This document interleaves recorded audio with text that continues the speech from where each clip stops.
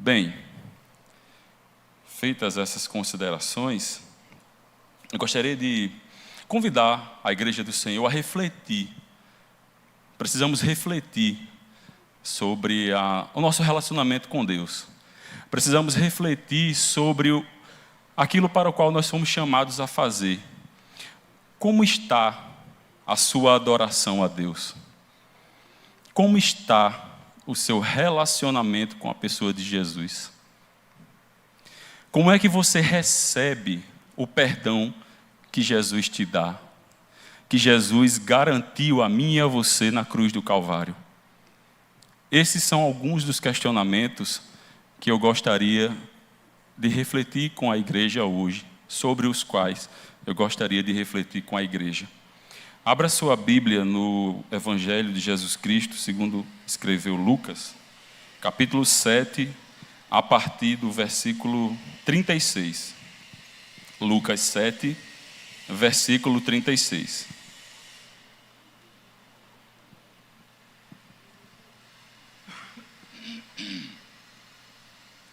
Diz assim: tendo sido convidado por um dos fariseus para jantar, Jesus foi à casa dele e reclinou-se, como era o costume, junto à mesa. Assim que tomou conhecimento que Jesus estava reunido à mesa na casa do fariseu, certa mulher daquela cidade, uma pecadora, trouxe um frasco de alabastro cheio de perfume e, posicionando-se atrás de Jesus, prostrou-se a seus pés e começou a chorar. Suas lágrimas molharam os pés de Jesus, mas ela, em seguida, os enxugou com os próprios cabelos, beijou-os e os ungiu com perfume. Diante de tal cena, o fariseu que o havia convidado falou consigo mesmo: se este homem fora de fato profeta, bem saberia quem nele está tocando e que espécie de mulher ela é, uma pecadora. Então voltou-se Jesus para o fariseu e lhe propôs: Simão, tenho algo para dizer-te. Ao que ele aqueceu: sim, mestre, diz-me. 2 homens deviam a certo credor. Um lhe devia 500 denários e outro 50. Nenhum dos dois tinha com o que pagar. Por isso o credor decidiu perdoar a dívida de ambos. Qual deles o amará mais? Replicou-lhe Simão: imagino que aquele a quem foi perdoada a dívida maior. Ao que Jesus o congratulou: julgaste acertadamente. Então virou-se em direção à mulher e declarou a Simão: vês esta mulher? Entrei em tua casa e não me trouxeste água para lavar os pés, como é costume. Esta, porém, molhou os meus pés com suas lágrimas e os enxugou com os próprios cabelos. Da mesma maneira, tu não me saudaste com um beijo na face, como é tradicional. Ela, todavia, desde que cheguei, não cessa de me beijar os pés. E mais, tu não me ungiste a cabeça com óleo, como era de se esperar. Mas esta mulher, com puro bálsamo, ungiu os meus pés. Por tudo isso te asseguro, o grande amor por ela demonstrado prova que seus muitos pecados já foram todos perdoados. Mas onde há necessidade de pouco perdão, pouco amor é revelado. Guarde esse versículo no seu coração, igreja. Vou repetir. Por tudo isso te asseguro, o grande amor por ela demonstrado prova que seus muitos pecados já foram todos perdoados. Mas onde há necessidade de pouco perdão, pouco amor é revelado. Em seguida, Jesus afirmou à mulher: perdoados estão todos os teus pecados. Então, os demais convidados começaram a comentar: quem é este que pode até perdoar pecados? E Jesus revela à mulher: a tua fé te salvou. Vai-te em permanente paz.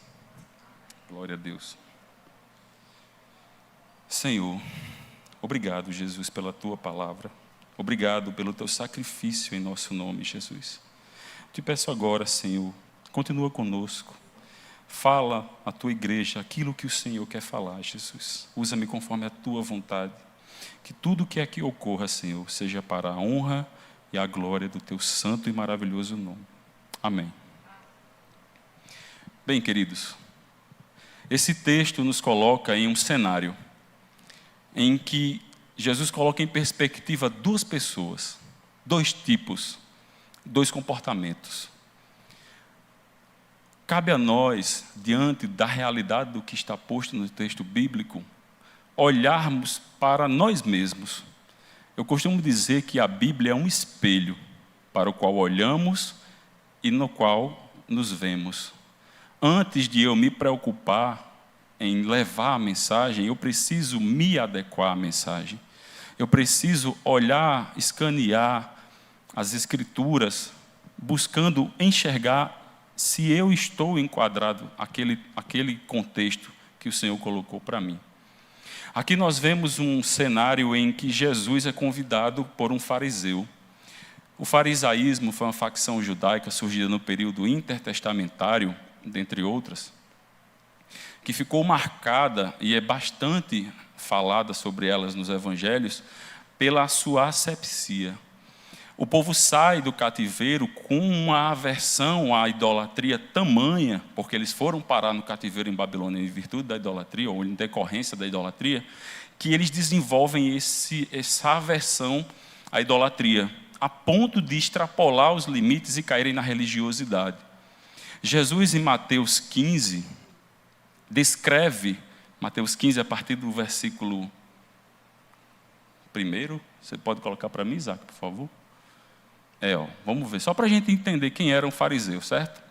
Então, alguns fariseus e escribas vindo de Jerusalém foram até Jesus e questionaram: por que os teus discípulos transgridem a tradição dos anciãos, visto que eles não lavam as mãos antes de comer? Veja, eles estão falando da tradição, religiosidade, coisa do homem. Ponderou-lhes Jesus: e por que transgredis vós também o mandamento de Deus por causa da vossa tradição? Pois Deus ordenou: honra a teu pai e a tua mãe, e ainda, quem amaldiçoar seu pai ou sua mãe seja punido com a morte. Contudo, vós dizeis que se alguém disser a seu pai ou a sua mãe: oferta é ao Senhor a ajuda que de mim devias receber, esse jamais estará obrigado a honrar seu pai e sua mãe com seus bens. E assim invalidastes a palavra de Deus por causa da vossa tradição. Hipócritas, bem profetizou Isaías sobre vós, denunciando: este povo me honra com os lábios, mas seu coração está longe de mim. Em vão me adoram, pois ensinam doutrinas que não passam de regras criadas por homens. Então, Jesus conclamou a multidão a aproximar-se e pregou: ouvi e entendei. Não é o que entra pela boca que torna uma pessoa impura, mas o que sai da boca, isto sim corrompe a pessoa. Então, aproximando-se dele, os discípulos avisaram: sabes que os fariseus se ofenderam quando ouviram estas tuas palavras? Mas ele respondeu: toda planta que meu Pai Celestial não plantou será arrancada. Até aqui. Não, isso também faz parte, interessante. Então, deixai-os, eles são guias cegos, guiando os cegos. Se um cego conduzir outro cego, ambos cairão no buraco. Amém. O que é que Jesus está dizendo? Aquele povo, aquele grupo religioso, entrou numa psicose, vamos chamar assim, de asepsia, de separação, que extrapolou, né, o limite. E eles passaram a viver de uma forma religiosa, de uma forma a segregar pessoas, de uma forma a separar pessoas. Eles não se comunicavam com certos grupos de pessoas, eles não tocavam certos grupos de pessoas. E é isso que a religiosidade faz, amados. A religiosidade nos engessa, a religiosidade nos impede de ir além daquilo que nós achamos para fazer aquilo que o Senhor quer que façamos. A religiosidade foi tamanha que eles, sendo conhecedores da lei, que aponta para Cristo, não enxergaram Cristo em Jesus. A religiosidade pode nos impedir de ver Deus em Jesus. A religiosidade pode nos impedir de acessar Jesus. Aquele homem convidou Jesus à casa dele. Sabe lá qual era o seu propósito. Do texto que lemos, podemos extrair alguns indícios de que talvez ele quisesse tentar Jesus, porque ele questiona se este homem fosse verdadeiramente profeta. Ou seja, há dúvida no coração dele sobre quem é Jesus, mas ele não enxerga Deus em Jesus, ele enxerga um profeta. como a religiosidade pode estar atrapalhando a sua vida. Como as coisas que o homem coloca podem estar atrapalhando a minha e a sua vida de acessar o melhor de Cristo, de buscar esse contato com Cristo, de estar próximo de Cristo. E no outro ponto, no contraponto, a gente vê uma mulher excluída, humilhada, prostituída, algumas traduções falam em prostituta em vez de pecadora, que somente tinha contato com a sociedade para ser usada. Naquele contexto, uma mulher que vivia a vida que ela vivia, somente era encarada quando alguém queria desfrutar dela de alguma forma, tirar proveito dela. Contudo, ao ver Jesus, certamente pelo contexto a gente consegue entender que ela já conhecia Jesus de alguma forma, ela deve ter visto ou ouvido Jesus. Ela já poderia ter visto algum milagre que Jesus fez, e ali ela entendeu que havia um homem de quem ela podia se aproximar sem medo, de que ela podia acessá-lo sem que ele quisesse usá-la, abusá-la, sem que ela fosse julgada, mas perdoada. E aquela mulher, ela rompe todos os protocolos. Aquela mulher não poderia estar naquele lugar. Aquela mulher não poderia se aproximar de um homem. Aquela mulher não poderia fazer nada do que ela fez. A religiosidade e o contexto social, as regras sociais a impediam de estar ali. Mas ela rompe com tudo isso. Ela diz: eu quero Jesus. Não importa o que dizem sobre mim, não importa o que dizem que eu posso ou não possa fazer. Eu quero Jesus. Eu quero me aproximar dele. Eu quero estar com ele. Não importa se as pessoas vão me julgar. Ela quebra os protocolos. O pastor Josafá esteve conosco outro dia no PG e disse: se você analisar a Bíblia, onde há milagre, houve quebra de protocolo. E esse é mais um exemplo. Não deixe que os protocolos que a vida lhe impõe lhe impeçam de acessar Jesus. Não permita que os protocolos que a sociedade coloca, que a religião coloca, te impeçam de se derramar aos pés de Jesus, de buscá-lo, de adorá-lo na grandeza, da beleza da sua santidade. Aquela mulher não se preocupa e ela se derrama aos pés de Jesus. Quantos de nós não têm conseguido acessar Jesus na sua integridade, ou adorá-lo na grandeza da sua santidade, porque nos limitamos, colocamos limites naquilo que Jesus é, ou naquilo que ele pode fazer. Aquela mulher, não obstante toda a sua devoção e amor, ela o adora com os seus bens, ela o adora com aquilo que o Senhor deu a ela. Acredito que a maioria deva saber, esse texto é bem conhecido, o material que ela usou para ungir Jesus era caríssimo.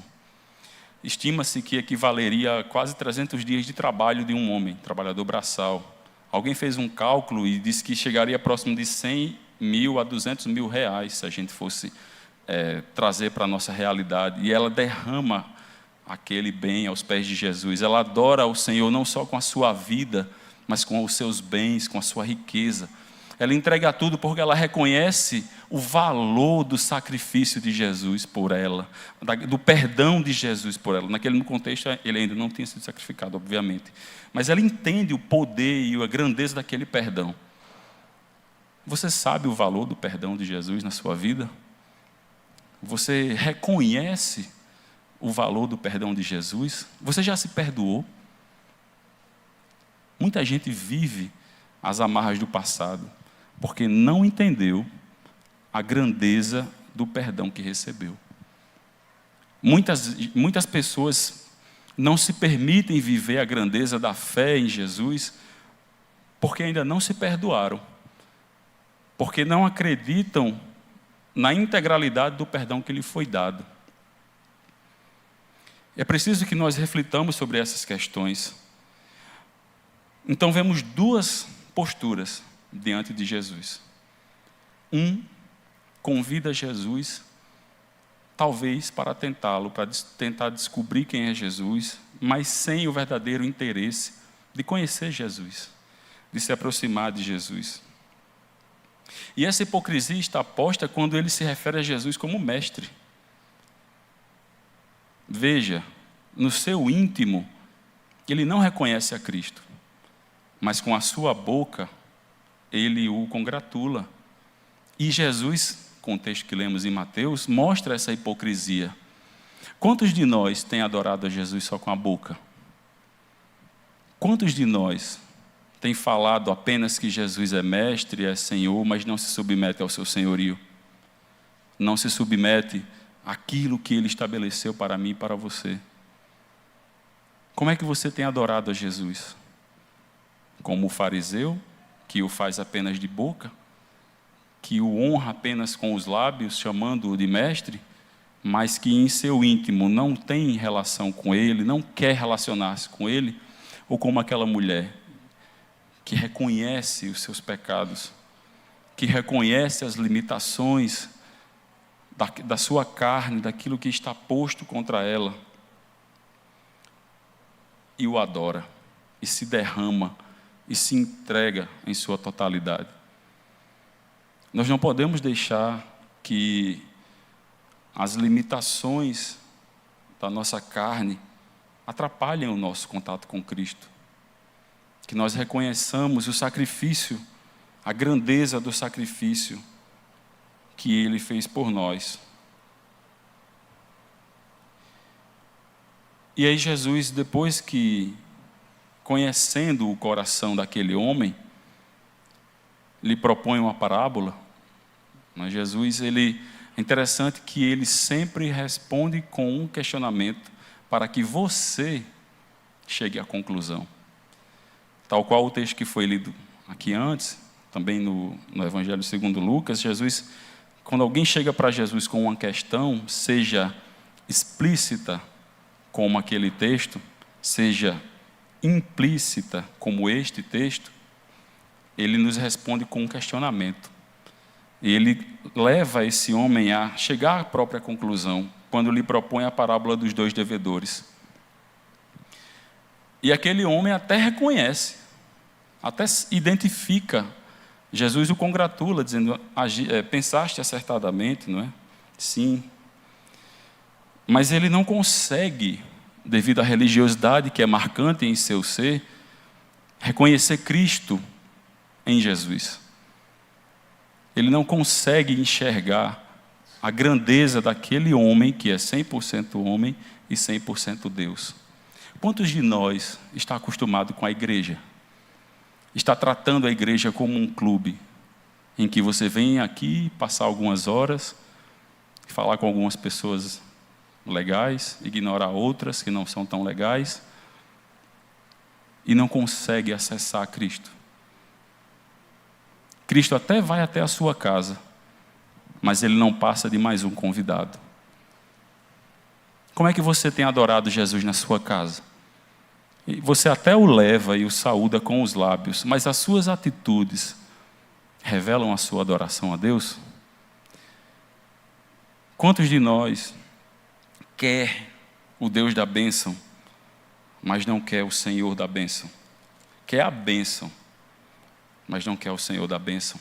O mundo tem pregado um Jesus que ignora o pecado, que aceita que a pessoa continue em pecado e não mude. O mundo tem anunciado um evangelho que não causa mudança, que não causa transformação, para que permaneçamos no erro. Quando na verdade o evangelho é confronto, o evangelho é transformação. Não adianta nós estarmos aqui reunidos, adorando, e lá fora não fazermos o mesmo. Não adianta nós estarmos convidando Cristo para a nossa casa, e quando Ele chega lá, Ele não fazer a diferença na nossa casa. Porque nada muda. Tal qual o homem do mundo, a gente se comporta em casa, assistindo as mesmas coisas, ouvindo as mesmas coisas, falando da mesma forma. E é interessante a mensagem, isso não é clichê, por mais que pareça, mas corta aqui antes de cortar aí. Eu venho meditando sobre isso há algum tempo, e como é difícil a gente aparar as arestas, Como é difícil a gente ser cristão lá fora, com um contexto de podridão que nos empurra ao erro, nós renegarmos a isso e dizer, não, por mais que a minha carne esteja clamando para que eu faça isso, eu não vou fazer, porque eu prefiro agradar o meu Senhor do que agradar o mundo ou agradar até a mim mesmo. Eu achei belíssimo o que Patrícia falou, e eu falo isso muito, Patrícia. Deus, me livra de mim. Me livra de mim. O meu maior inimigo muitas vezes sou eu. O maior obstáculo entre mim e o Senhor sou eu, muitas vezes, com a minha arrogância, o meu egoísmo, com a minha inveja, com as palavras ruins que saem da minha boca e me impedem de adorar. Tiago fala que da mesma fonte não pode jorrar água pura e água amarga. Como é que da minha boca saem palavras maledicentes e saem palavras de bênção? Eu preciso me consertar. Eu preciso vigiar todos os dias. Porque senão eu caio na religiosidade. Porque eu venho à igreja, porque eu participo da ceia, porque eu dou o dízimo, porque eu abro a porta. Está tudo bem. Não. Não adianta você querer seguir rituais religiosos se o seu coração não está convertido a Cristo. Se as suas atitudes não estão convertidas a Cristo. Se a sua vontade não está submetida a Cristo. E isso é um exercício. Você precisa querer. Cristo não lhe obriga a nada. Você precisa querer. E nós precisamos disso. Do contrário, nós vamos estar acostumados com a igreja. E as coisas se destruindo lá fora na nossa vida. Até chegar ao ponto de sua fé morrer por inanição. Porque você deixou de ser um servo obediente e passou a ser um fariseu religioso.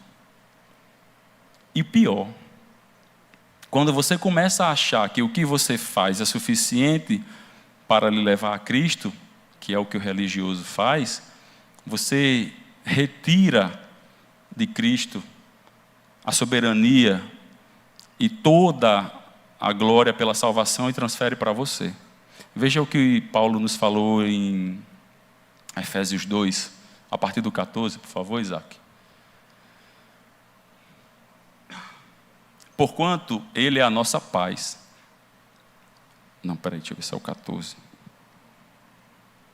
A partir do 8, eu acho.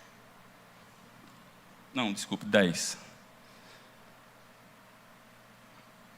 Não, Isaac, 1. Ele vos concedeu a vida, estando vós mortos nas vossas transgressões e pecados, nos quais andaste no passado, conforme o curso desse sistema mundial, de acordo com o príncipe do poder do ar, o espírito que agora está atuando nos que vivem na desobediência. Anteriormente, todos nós também caminhávamos entre eles, buscando satisfazer as vontades da carne, seguindo os seus desejos e pensamentos, e éramos por natureza destinados à ira. No entanto, Deus, que é rico em misericórdia, por meio do seu grande amor com que nos amou, deu-nos a vida com Cristo, estando nós ainda mortos em nossos pecados. Portanto, pela graça sois salvos. Deu-nos vida... próximo. Deus nos ressuscitou com Cristo e com Ele nos entronizou nos lugares celestiais em Cristo Jesus, para revelar nas eras vindouras a suprema riqueza da sua graça, por intermédio da sua bondade para conosco em Cristo Jesus. Porquanto, pela graça sois salvos, por meio da fé, e isto não vem de vós, é dom de Deus. Não vem por intermédio das obras, a fim de que ninguém venha se orgulhar por esse motivo, pois somos criação de Deus, realizada em Cristo Jesus, para vivermos em boas obras, as quais Deus preparou no passado para que nós praticássemos hoje. Veja que obras aparece em dois contextos. A salvação não vem pelas obras, mas porque somos salvos, fomos predestinados a boas obras, que são reflexo da salvação. O muito amor por ela demonstrado revela o tamanho do perdão que lhe foi concedido. Você faz por Cristo porque você o ama, porque você já é salvo e não porque você quer ser salvo. isso é o que muita gente não entende e que a religiosidade tira de nós. Porque se eu acredito que eu sou salvo porque eu faço isso, aquilo e aquilo outro, eu retiro de Cristo a soberania e a grandeza pelo perdão do meu pecado e me coloco no lugar. O religioso diz, eu faço, por isso mereço ser salvo. Automaticamente eu excluo Cristo da glória. Quando na verdade não sou eu nem você, para que ninguém se glorie, conforme foi lido, mas é Ele. A salvação é pela graça. E porque fomos amados de tal maneira, amamos o nosso Senhor. Tiago, no capítulo 2, a partir do 14, ele fala sobre a fé sem obras. Que é exatamente, de que adianta você proferir a fé com a boca, mas não ter obras, atitudes, comportamentos, obediência. É isso que Jesus quer de nós. Não adianta dizer que com a boca que você o ama, se as suas obras, o seu dia a dia não reflete isso. É preciso, pense que fé e obra no sentido de obediência, são duas faces da mesma moeda, são indissociáveis. A fé, Tiago 2,14 fala que a fé sem obras ela não faz sentido, assim como as obras sem fé também não fazem sentido, mas não é para a salvação, é porque eu já sou salvo, é porque eu já fui amado de tal maneira, eu o amo, eu o obedeço. Veja, quem é casado aqui, espera-se que ame muito o seu cônjuge, a ponto de não querer aborrecê-lo, porque quando eu amo, eu quero que o objeto, o ser amado, a pessoa amada, me tenha em alta conta, então para isso eu preciso amá-lo e fazer o que ele deseja, ou seja, o que lhe agrada. E por que você diz que ama Jesus e não quer agradar a Jesus? Por que você diz que ama Jesus, mas prefere fazer a sua vontade, em vez de fazer a vontade dele? Veja como é difícil lutar contra a carne, mas não é impossível. Basta que queiramos. Ele nos deixou um ajudador que nos ajuda todos os dias a vencer a tentação do pecado, que é o Espírito Santo. Sem Ele nós não conseguiríamos estar aqui. Sem Ele nós nem sequer conseguiríamos reconhecer a Cristo, nem verbalizar que Ele é Senhor. Certa vez os discípulos foram informar a Jesus que havia pessoas que não o seguiam, que estavam agindo em nome dele. E aí eles dizem, quer que a gente vá lá resolver? Jesus disse, não, porque quem não é por nós é contra nós. E aqui não é parafraseando, tá? Não é possível dizer que Jesus é Deus se não for pelo Espírito Santo. Então, nós não teríamos essa capacidade. Paulo, na carta aos Romanos, nos ensina sobre isso. Mortos estávamos no pecado e Ele nos vivificou. Então, se nós amamos tanto a esse Jesus, nós precisamos obedecê-lo. Nós precisamos viver aquilo que Ele quer. Para isso é necessário abrir mão do pecado, abrir mão das atitudes, abrir mão do egoísmo, das más atitudes, abrir mão muitas vezes de nós mesmos. A gente quer muito dizer algo ruim a alguém, seja movido pelo ódio, pela inveja, pelo rancor, pela mágoa, o que quer que seja, mas o Espírito Santo bate em você e diz, ei, não é assim não. Pare, repense, não faça isso. Cabe a mim e a você ouvir ou não essa voz. E aí é nesse ponto que as palavras de Jesus ecoam nos meus ouvidos, o que ele disse no versículo 47. O grande amor por ela demonstrado prova que os seus muitos pecados já foram todos perdoados. Mas onde há necessidade de pouco perdão, pouco amor é revelado. Por que Jesus fala isso na segunda parte? O fariseu se achava muito certo, muito justo, muito correto. Eu não erro, eu não falho, eu sigo a lei à risca. Mas Jesus expôs a hipocrisia deles no texto de Mateus 15. Sabe o que Jesus estava dizendo ali? Só para você entender o contexto. O que é que os fariseus faziam? A lei mandava que o filho cuidasse do seu pai, na velhice do pai. Aí o que é que os fariseus, alguns, não vou generalizar porque eu não sou um profundo estudioso dessa realidade judaica, Mas o que é que os teólogos explicam? Olha, muitos fariseus faziam o quê? Doavam seus bens ao templo, como adoração. Aí quando eram questionados por que não estavam ajudando aos seus pais, conforme a lei mandava, eles diziam, porque eu dei em adoração a Deus os meus bens ao templo. Aí quando os pais morriam, eles iam lá com o escriba, pagavam a propina e reaviam os bens. Compreendem a falsidade do ato? Aí Jesus diz, vocês, pela tradição que vocês criaram, deixam de obedecer a Deus e não cuidam dos seus pais. A tradição mata, queridos. A religiosidade nos consome. Você acha que está fazendo coisa boa, mas Deus não se deixa enganar. Ele conhece o íntimo do teu coração. Mais importante do que você faz é a intenção com a qual você faz. Até atitudes aparentemente boas podem estar investidas de uma intenção maligna.